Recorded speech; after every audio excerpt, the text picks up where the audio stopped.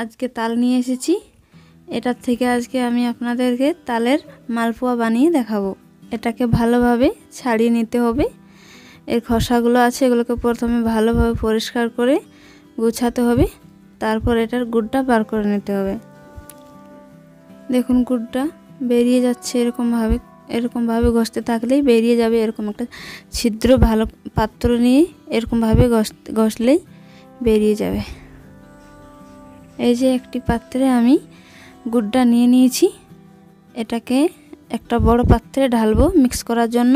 এরপর ময়দা দিয়ে দেবো, তারপর সুজি, তারপরে পাউডার দুধ, তারপরে স্বাদ বাড়ানোর জন্য মৌরি, তারপর বাদাম কুচি। এটা ভালোভাবে মিক্স করতে হবে অল্প জল দিয়ে। মিক্স হয়ে গেছে। এরপর এটাকে ভালোভাবে বড়া বানিয়ে নিতে হবে মালপোয়া।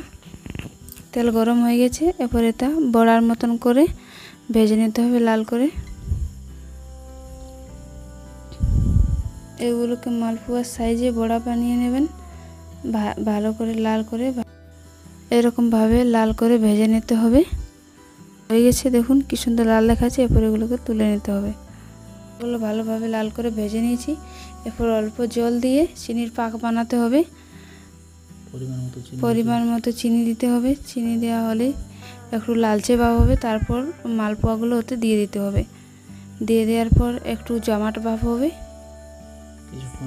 কিছুক্ষণ এরকমভাবে রেখে দিতে হবে। এই যে দেখুন কি সুন্দর হয়ে এসেছে, প্রায় আর একটু হলেই হয়ে যাবে। মালপোয়া রেডি হয়ে গেছে। দেখুন আমি আপনাদেরকে কাটে দেখাচ্ছি। দেখুন কি সুন্দর নরম তুলতুলে হয়েছে। এটা খেতেও কিন্তু খুব মিষ্টি।